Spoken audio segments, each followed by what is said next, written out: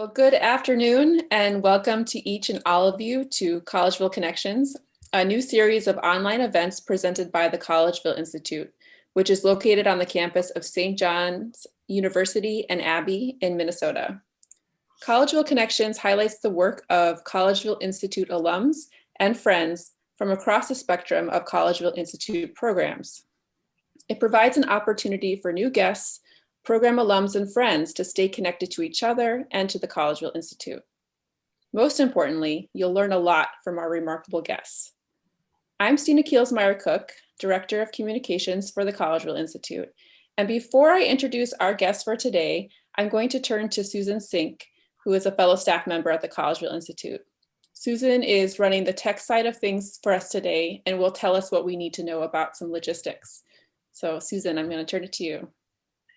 Hi, thanks for attending. So just a couple of housekeeping things. First of all, we are welcoming questions for a question and answer session. If you could use the Q&A button. So if you go down to the bottom of your screen, it should open up a bar.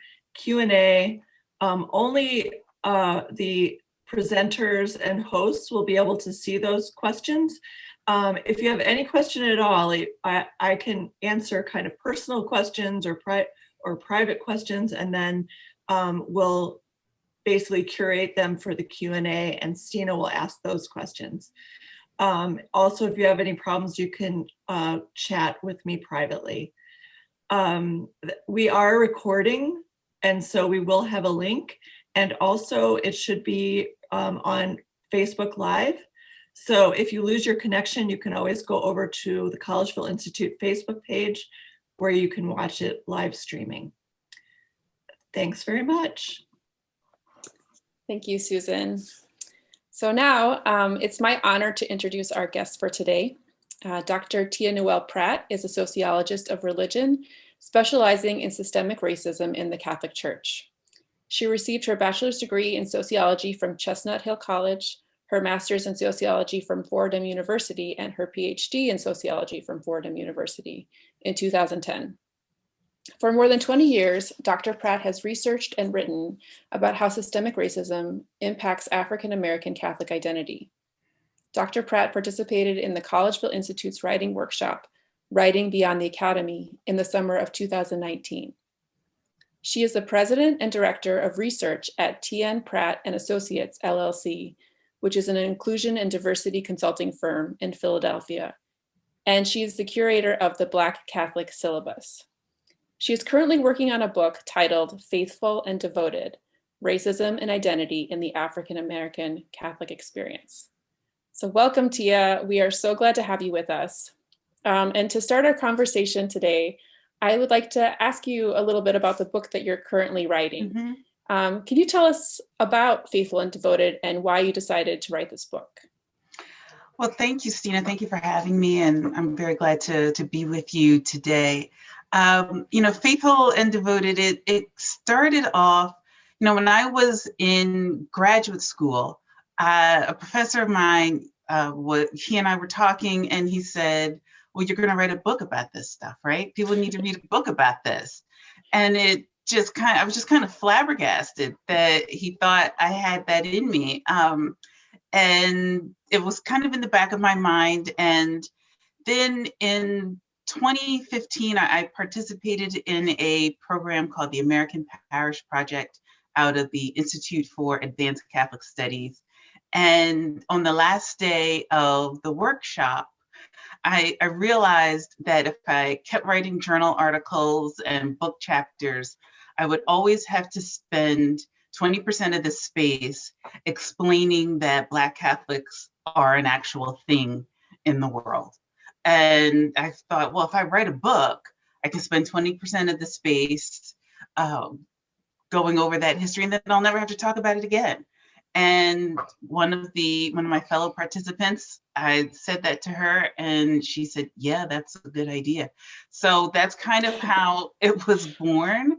And since then, I've really, spent a lot of time thinking about what this book was going to be, what I wanted it to be, and then just kind of doing the work.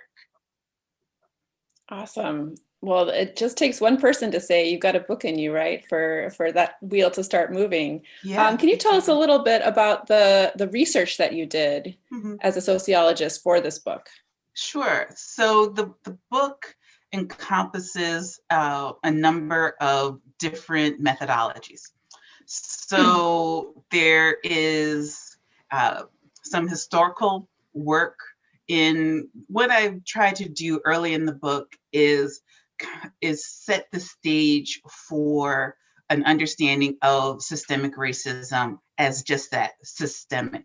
Other scholars whose work I draw on, they located their work by place, like Stephen Ock's Desegregating the Altar is focused on Baltimore.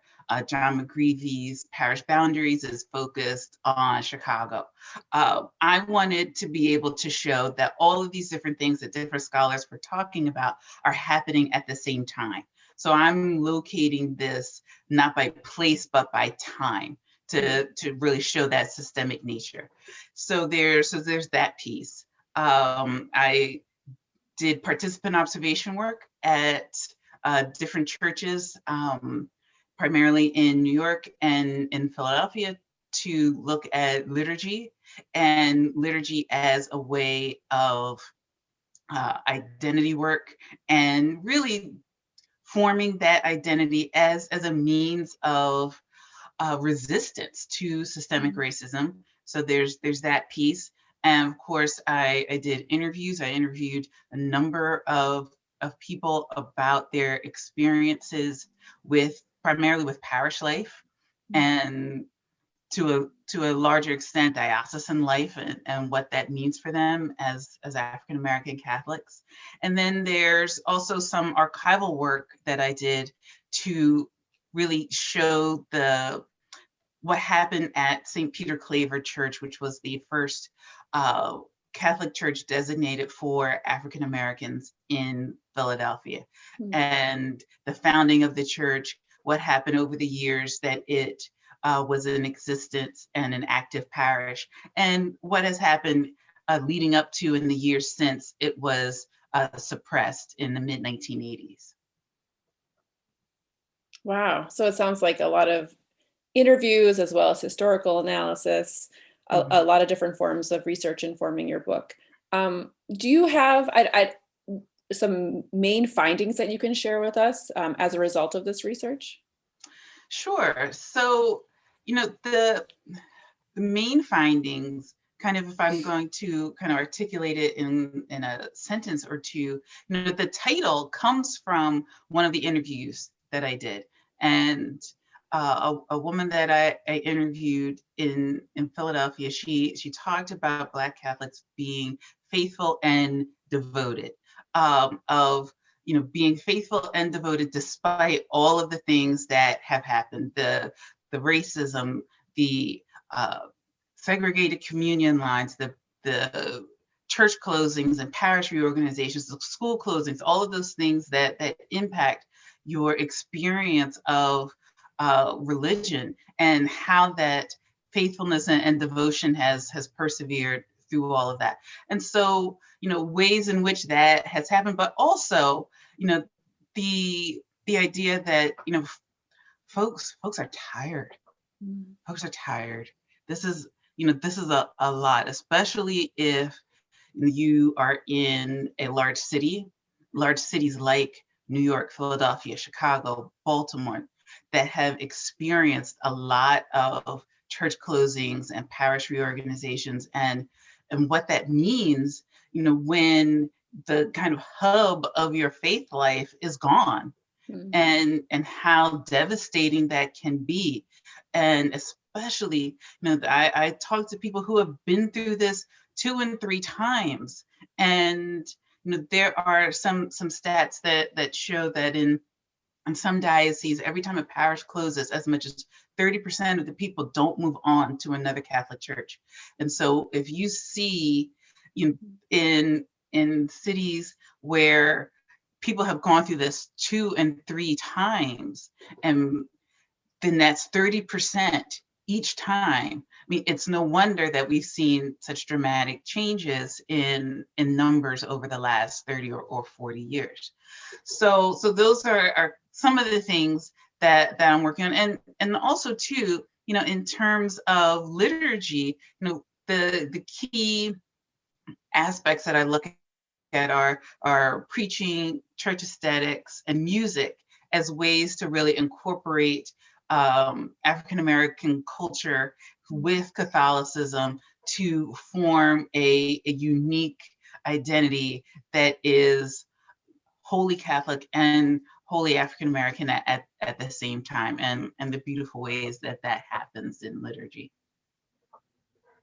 Wow, well, that sounds fascinating. I'm really interested in this idea of liturgy as a form of identity work. You were speaking about music. Are there other examples, I guess, of how liturgy can be a part of resistance to systemic racism? Mm-hmm. Yeah, and you know, I really, it's only been fairly recently in my work that I started framing this as a means of resistance to systemic racism.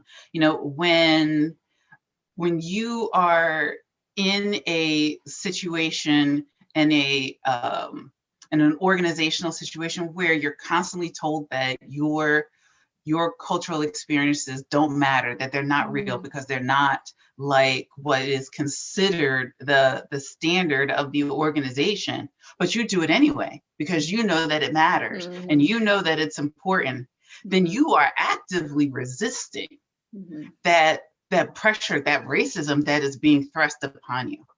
And so, you know, that was one of the things when I started, you know, kind of framing it that way. And one day in my writing, it just, without really realizing what I was doing, I wrote, you know, resistance. And I thought, that's it. That's what I've been looking for, you know, in order to really describe this. And so, you know, it's wonderful, it's beautiful, but it's also hard.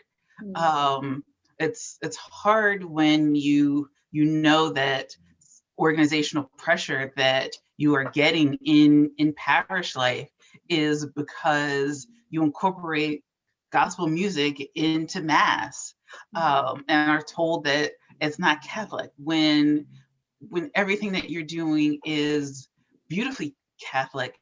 It just bringing in that cultural element, which is no less valid and wonderful than the ways that Italian and Polish and Irish parishes have been doing these same things for decades and centuries. Wow.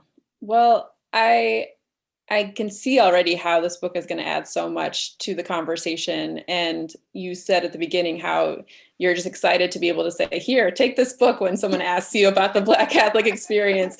What do you really hope that people walk away from your book understanding better? I mean, clearly, just in general, the Black Catholic experience, but are there a few things that you're like, I really hope that people walk away with this piece of information? Sure. I mean, a few things. You know, one of the things that I encounter a lot in my work is resistance to just the notion that systemic racism is a thing. And so one of the things that I want folks who read this book to take away from that is that systemic racism is an actual thing that exists in the world. How to identify it, the language of it, that the language and the perpetuation of systemic racism is not limited to how folks experience, how the folks in my book and in my study experience it, that we can take those tools and look at them in a number of different organizations. You know, I want folks to take away from it that faithfulness and devotion that the woman that I spoke with, you know, spoke of, and how beautiful that is, and that perseverance, despite, you know, all of the difficulties that the Black Catholic community in the United States has experienced for so long. Well, you touched on this already a little bit, but it seems like your work as a sociologist and an academic, it's also informing your work as the president and director of Pratt and Associates. How do you see these coming together, this work in inclusion and diversity consulting with the sociological research that you do? Sure. Thank you for asking about that. I really see the two coming together. The academic work informs the DEI work, which I see really as kind of an applied focus, an applied sociological focus, is really taking, the not just, identifying the issue and the problem of systemic racism, but also looking structurally, how can we fix that? As a sociologist, I focus on structural issues. So then how can we look at ways to make our structures better? How can we look at ways to make our structures just and equitable, especially structures that are rooted in faith and religious tradition and those values? Because when those organizations in particular, are rife with systemic racism, then they're not living up to their values. And so that's one of the things that I see this work in doing. And so when we're looking at structures and we're looking at organizations and how to become more just and how to break down these barriers to systemic racism, then we need to look at things like hiring and in educational settings, in curriculum. And if there are construction projects, then are you having a bid contract process? And is that contract process inclusive and diverse? Or are you boxing out diverse businesses that are trying to break through, and especially if that's being done in primarily Black communities. So I see, taking that skill set, that academic skill set, and really kind of parsing that into structural settings and looking at ways to make that just and equitable. Well, it seems like one big piece of this, and I'll give you a chance to catch your breath here. I realize I'm like rapid fire questioning you. But one of the pieces of this that I've seen you kind of promoting online this last year is the Black Catholic syllabus, which is a running list of books and scholarship, news, films, videos, podcasts, organizations. Can you tell us the story behind this Black Catholic syllabus? How did it come to be? Oh, sure. So let's see. Back in the summer of 2019, before I was at Collegeville, I participated in the first cohort of Sacred Rites up at Northeastern University in Boston. And one of my colleagues who was also participating, we were having a conversation, and he said, you really should do a public syllabus around this. And I said, oh, no, I don't know about that. And then, but it's still, once again, it kind of stayed in the back of my mind. And then the summer of 2020 happened. And really with the murder of George Floyd, and the way that was a call to action. And it was a call to action for all of us. And I really felt strongly that the moment, the period in history that we were all living in, and not living through, because if you're living through something, then you're just trying to get to the other side. But I was really trying to live in it, and I really saw that as a call to action for all of us. And the syllabus I saw as something that I could do to contribute to what was happening. And then and then folks, especially folks within Catholic spaces, they wanted to know more. And then it was there. I had already made that listing, and so it was there. So as you said, it's a combination of a myriad of different types of media. It's journal articles, books, newspaper articles, videos, all manner of different things. And I will say, for anyone who decides to check it out, it's not. I've been told that when folks first go to it, they are overwhelmed. And I will say it's not as overwhelming as it looks, because with the exception of maybe 3 unique items, everything is listed twice. Okay. It's listed as as a topic area and as a type of media. So if perhaps teachers were looking for short videos that they could use in class, they could just go to videos and find things on different topics. So it's not quite as much as it might look at first glance.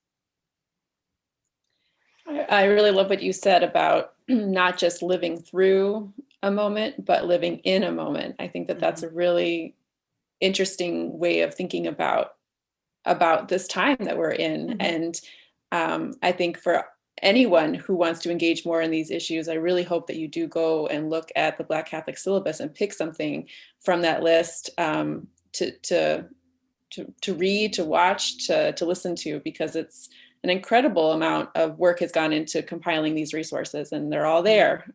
So thank you for doing that. And can I just say one more thing before we move on? I will say as a kind of a guidance, if the themes on the syllabus are new to you, I would suggest starting with something in the public scholarship section, because those are things written by sociologists like myself, historians, theologians, but done for a general audience. So those materials are very accessible.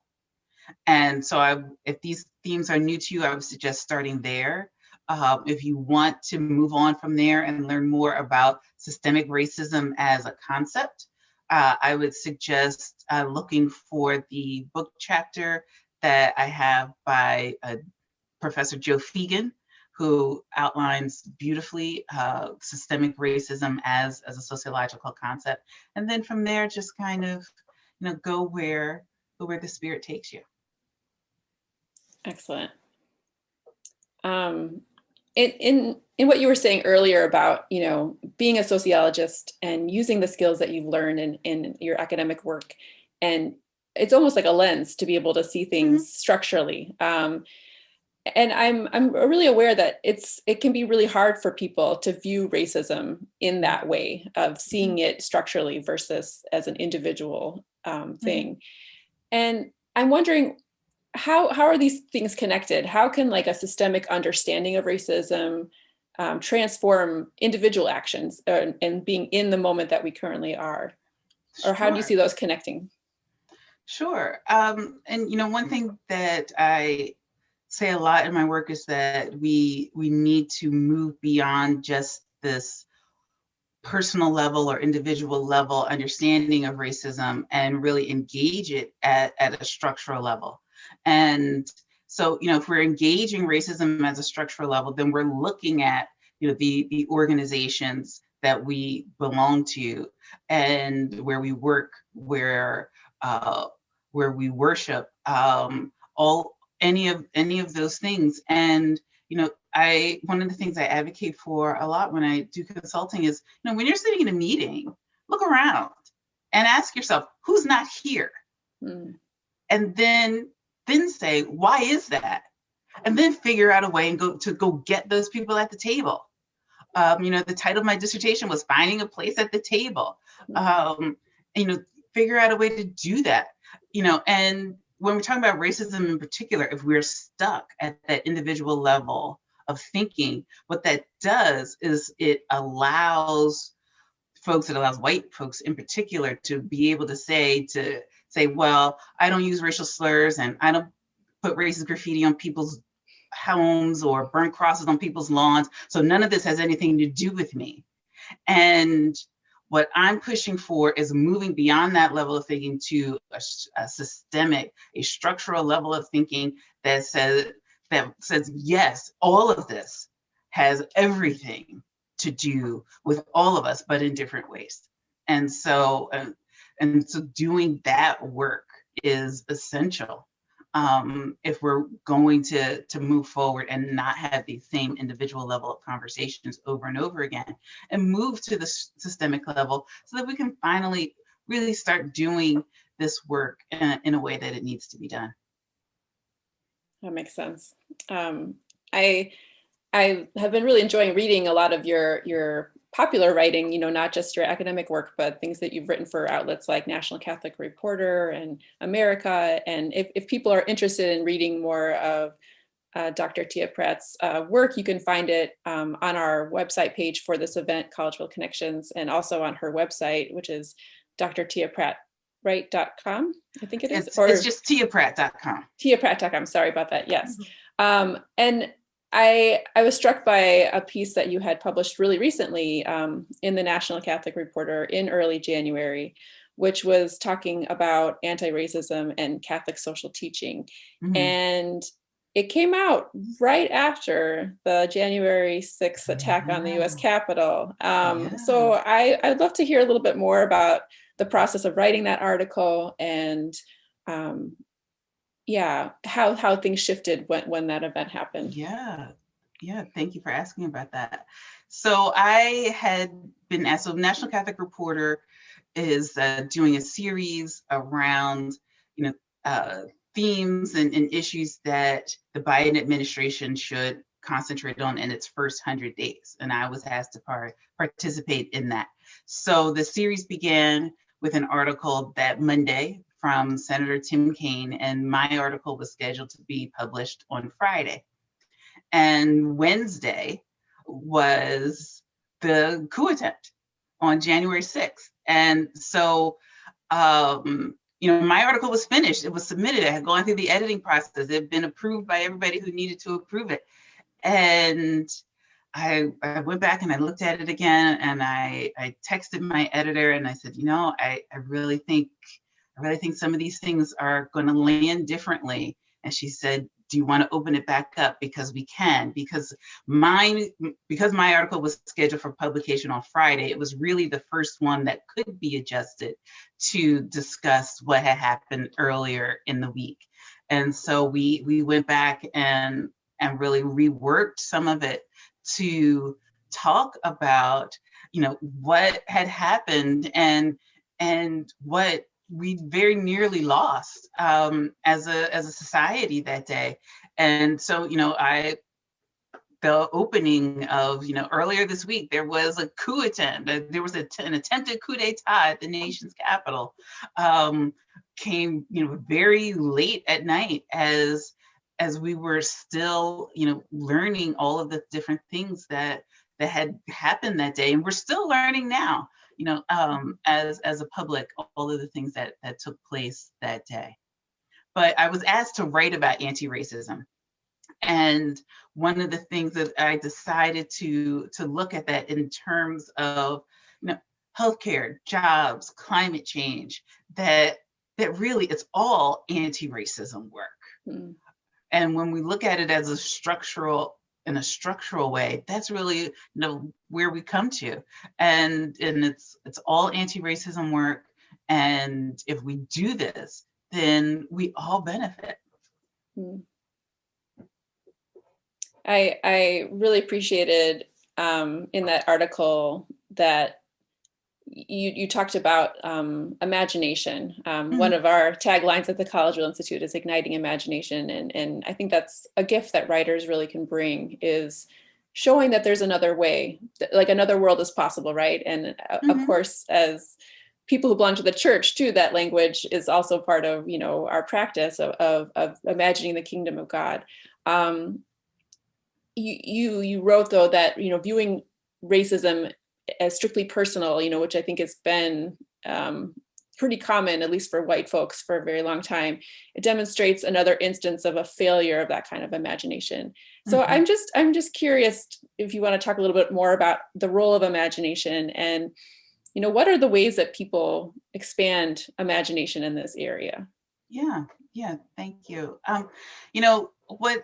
by using that turn of phrase, I was really challenging readers and white readers in particular to challenge themselves to break free of any kind of myopic viewpoint of racism, to think of racism as not just those personal level issues that I mentioned earlier, but to think about it in a new way, or to even, just to begin at the very simple level of imagining that this one thing that I've been looking at my whole life may not be all that there is. And then go and seek what else is out there. But, we have to be imaginative enough to let that happen. We have to be imaginative enough to move to a systemic level of thinking about these issues, because that's the only way we're going to get this work done. And so, imagination is key to that, and being able to allow ourselves and push ourselves to think about all of the things that are out there beyond just what is right here in the room that we're in, and that's essential, to be able to say, so often, folks say, well, I never heard of that, so it must not be important. Well, okay, but yeah, you never heard of it, but have you thought about why you never heard of it? And also Google's free. So, the fact that you never heard of it doesn't mean it's not important, doesn't mean it doesn't matter. It just means it hasn't been able to break through your own myopic way of viewing the world. So challenge yourself to be imaginative, to seek those kinds of things out. Oh, that's a good challenge, a good charge. Well, I want to turn to the Q&A because there's some really great questions in here that I want to make sure we get time to address. So I'm going to read this one. It says, question for Dr. Pratt. In your research and interviews, did anything come up regarding Black millennials in the Catholic Church?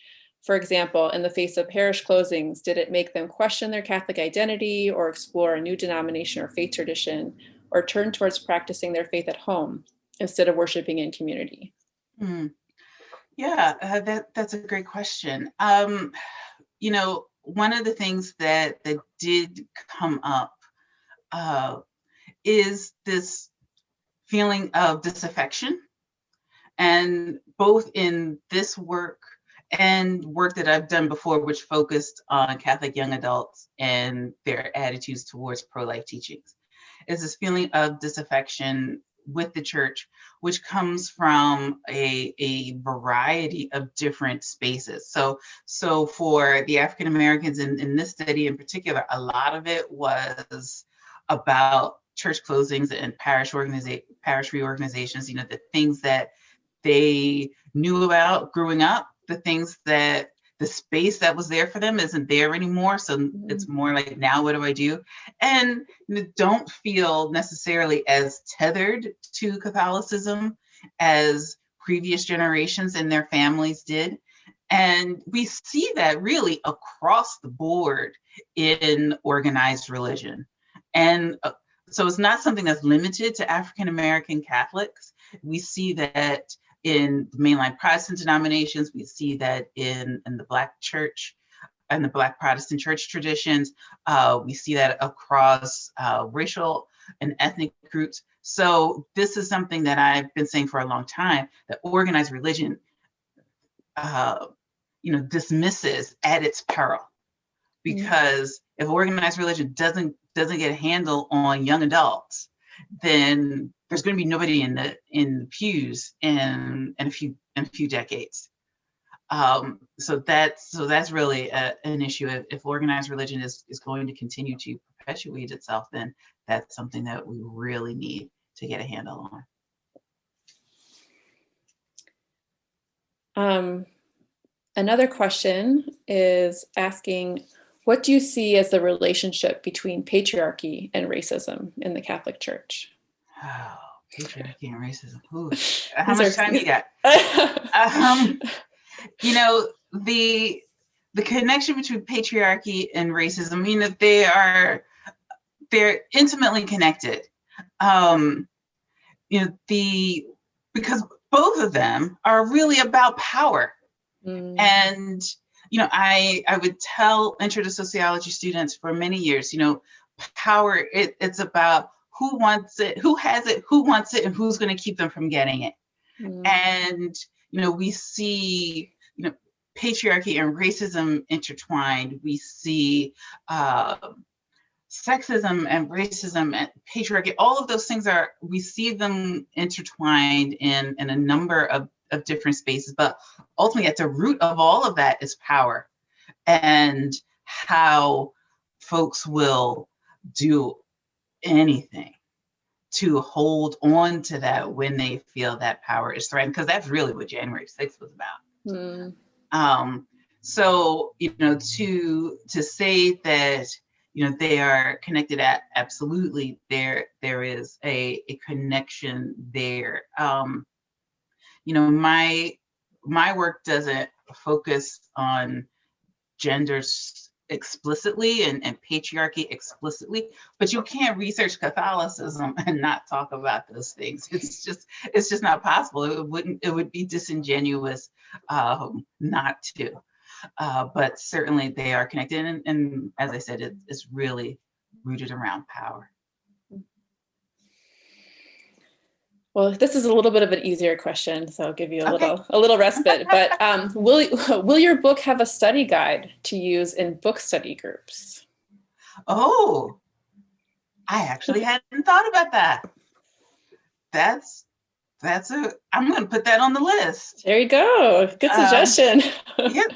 Somebody emailed me recently and said, do you have an email list that will go out to alert people that they can order the book? And I said, well, I hadn't thought about that. I'll make a list and your name will be the first one on it. So now I will put, do a study guide on the list as well. But no, thank you for that, because I really do hope that, this book is something that, book clubs and church groups will want to engage, and a study guide would probably be very helpful for that. Definitely. All right. This is a question about liturgy. It says, the Roman Catholic Church is known for keeping a close eye on liturgy, songs that are sung, who assists at the altar. How does resistance and liturgy fit with such a desire for institutional control? Yeah, that's an important question, because, there are some parishes that I've visited and works that I've done over the years that have gotten pushback from their local bishops around how liturgy is done, around how the music is done. But what I have found in the work that I do is that parishes take great care to be sure that they are, that Mass is liturgically sound, and to make the point that just because these are songs that you don't sing doesn't mean that they're not perfectly wonderful songs to sing.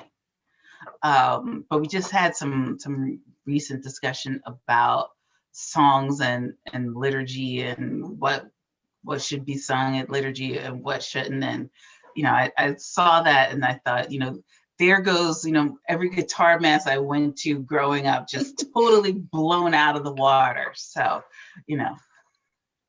but nevertheless, but because of that very real possibility and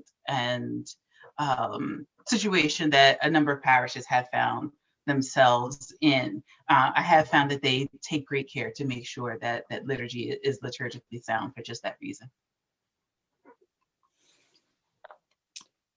Great. Okay, another question here. Can you point out one or two key examples of how systemic racism appears in the Roman, in the Roman Catholic Church that are distinct from systemic racism presented in national political structures? Sure. So something that's unique to Catholicism is, we have, according to the U.S. Conference of Catholic Bishops, there are 3 million Black Catholics in the United States. According to the USCCB, there are also 250 Black priests in the United States. You know, the numbers, and when we talk about the number of Catholics in the United States, and the number of Black folks in the United States, and the number of Black Catholic folks in the United States, the numbers don't add up. I mean, that was the title of a talk I gave for years. The numbers don't add up, and why that is.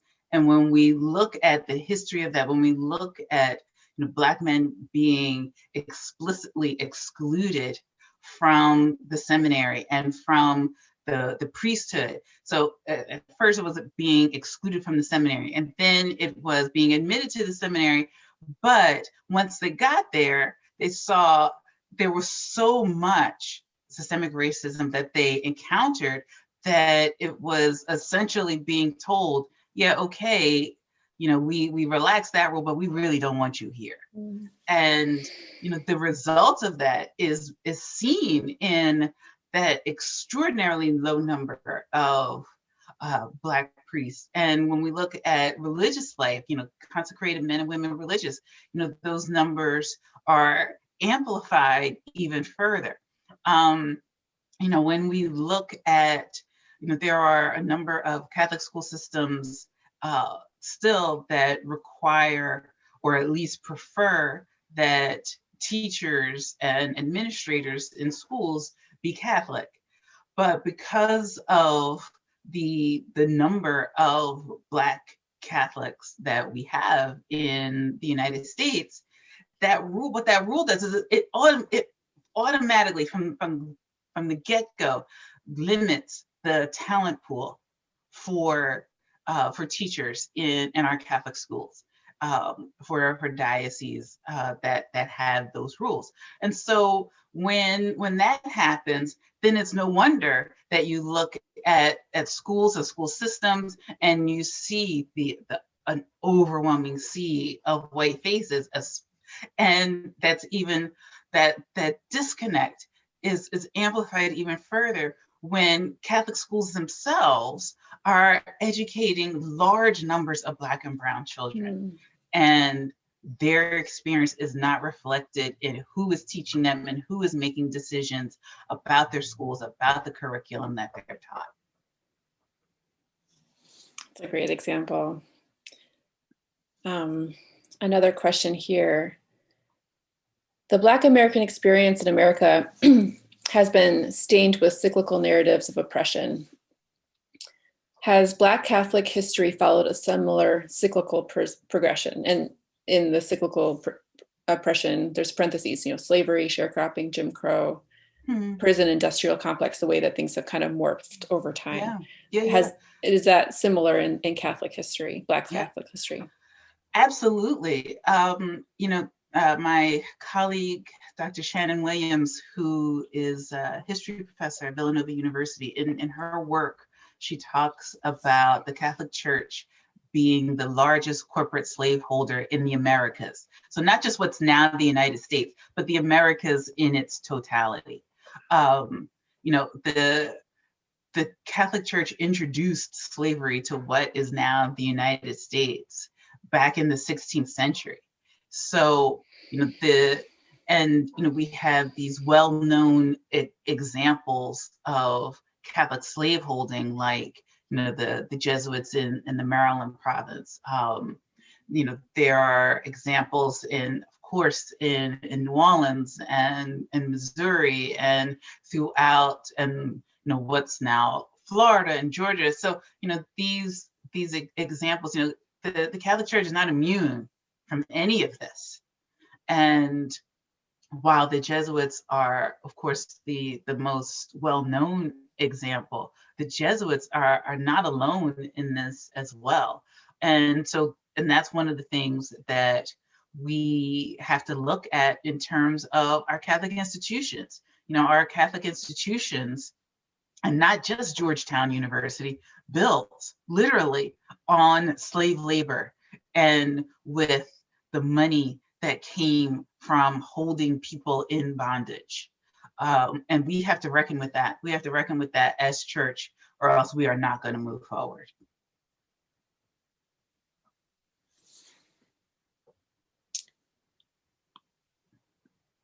Another question here. Says, do you know of any group of Roman Catholic priests who have taken the IDI?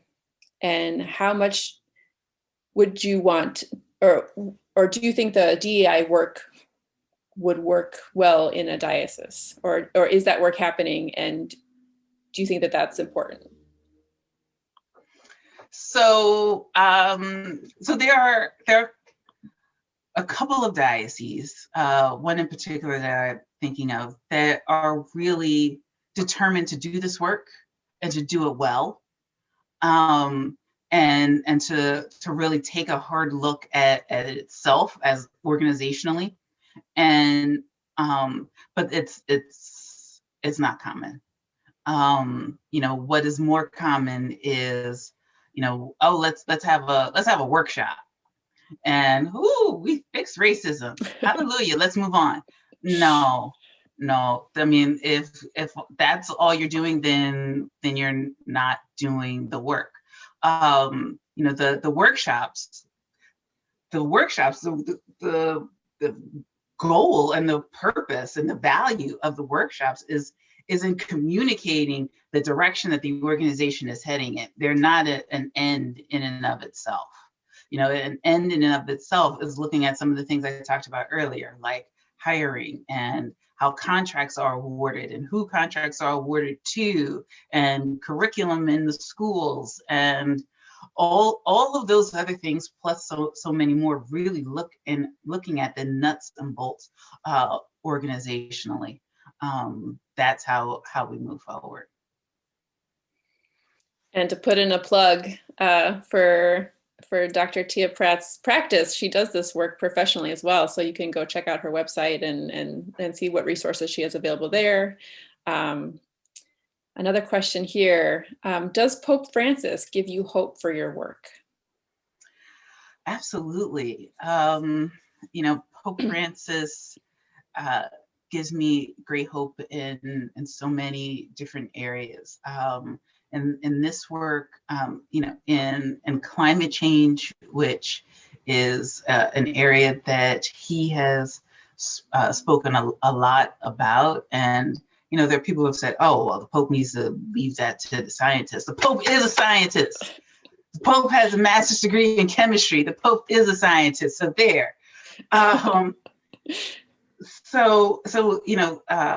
The Holy Father gives me great hope in so many areas. Now, that doesn't mean that things are perfect and that we're done and there's nothing to push him on, because that, as a sociologist, absolutely not. No, success in one area is a call to move on to the next area that we need to work on.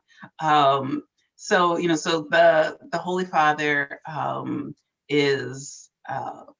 has, especially in things like climate change, in things like systemic racism, and the words he has said about that, about the LGBTQ community, it has given me great hope in so many areas that systemic issues are so prevalent and so harmful. Yeah, I enjoyed in that same National Catholic Reporter article, looking at Catholic social teaching in particular, and how all of these things are so intertwined with each other. We're talking specifically about anti-racism today, but you can't talk about that without talking about climate change and about all these other things. And I think it's so valuable to have that systemic lens. Here's a question about the average parishioner, the average person in the pew. What are some tips, if I think this is kind of going, maybe saying this a question that's already been asked, but in a little bit of a different frame, different tips for starting to see, starting to, I think you were talking about that imagination, imagining going to your parish church, being in the pew. What are some of the things that can help someone become more attuned to identifying the systemic racism in their community? Sure. One concrete thing that I say a lot, and I've said before here, is look around and ask yourself, who's not here? And then the follow-up to that is why? Why aren't they here? And then what are you going to do to make sure that they are? So that's one thing. Another thing is to really be cognizant to not be dismissive of something that's unfamiliar just because it's unfamiliar, which is something that we often do across the board in our society. So that's important. So who's not here? Why? How do we get them here? To not be dismissive of something that's unfamiliar just because it is unfamiliar, and to really start to look at things as they pertain to organizations and not just individuals, and say, oh, well, I'm not racist. I got my one Black friend over here. Well, your one Black friend is tired. She is so tired. And, acknowledge the fact that she's tired without expecting her to be your guide. You can go to the Black Catholic syllabus for that, and Google's free. There you go. Here's a question from an African American Catholic spiritual director. She says, I spend a great deal of time journeying with others as they deepen their relationship with God and tend to the healing of their soul so that they can serve others. Does your book address the importance of individual and communal spiritual grounding for Black Catholics? And I guess I would add too, if not, are there other resources or things you might point this person to? Sure. I'm sure you're a great man. An African American Catholic spiritual director is a rare person. So thank you for that work you're doing. I'm sure it benefits so many people. I will say, the spirituality in that context is not a focus of my work. I do have a section that I'm hoping to build out a little more, but there is a section in the Black Catholic syllabus around spirituality. And Dr. Stephen Nessa White, who is at Chicago Theological Union, and was part of my cohort group at Collegeville. Her work focuses a lot on Black Catholic spirituality. So I would recommend seeking out her work for more insight into that. But thank you so much for the question. There was a question about, with your research, talking to lots of Black Catholics and women in particular, there's a lot of reasons to leave the church. What are some of the reasons people are, and I don't know if this has been, a question that you would ask in your research or not. So if it's not relevant, you can let us know, but what are the reasons people stick with it and through so much challenge? Yeah. And, the reason people stick with it, I get asked that a lot. And the reason people stick with it, I can take one or two veins in answering that. On one side, people stick with it because, what else are they going to do? In the sense that, my great uncle, my late great uncle, my Uncle Calvin, I miss him very much. And he said he lived his whole life in New Orleans, and I was in New Orleans one time. I was visiting with him at his home, and he asked me about what I was in town for, what I was working on, and I told him. And so he started talking about all of the work that he did. He was very active in the community. And he said, baby, this is my church. They're not going to mess it up. And, that was something that I have held close to me in, probably nearly 20 years since. And really thinking about it that way in terms of, why am I going to let somebody else push me out of my church? And I totally understand and respect people who just say, I just can't do this anymore. But there's also the path of, why am I going to let you push me out of my church? This is my church as much as it is yours. So, and taking it on and that way. And that's the place where, liturgy as an act of resistance to racism comes from. why am I going to let you push me out of my church? Mm-hmm. That's powerful. Question here. Oh, it's asking about cultural exchanges, or, parishes that are predominantly Black and parishes that are predominantly white. Yeah. What are there ways that that's done well in terms of having opportunities to be in places of worship with one another? And Yeah. I'm sure it can go well, and I'm sure it can not go well. I'm just curious if you have any insight on that. Yeah, I mean, I have yet to see it done in a way where I really think it's being done well. Mm. I've seen it done in ways that really kind of placate the white parishes. Mm. So that what that looks like is, so we're going to do something together. All the Black folks have to come to the white parish because the white folks aren't going to come into the city. They're not going to come into this Black neighborhood because they think it's so dangerous. So everybody so all the Black folks have to come out. And so, you have your event. It's nice. Everybody has a good time and enjoys themselves. But really, who was the event benefiting? Mm. And who was asked to sacrifice to make the event happen? Mm. So, until I see it done in a way where there is real equity, then I can't say I've seen it done where it's done well. Mm. But, that's not to say it's not being done. And as long as it is being done, there's a chance for it to be done well. But first you have to realize that there's room for improvement. Mm-hmm.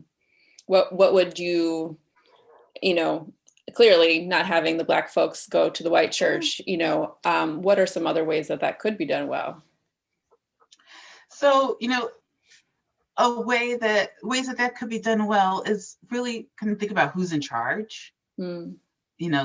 That every experience and every way that's done is unique, but who's in charge? And if this is really something that just the white folks are in charge of and the Black folks are told to come or invited to come, then it's not really equitable.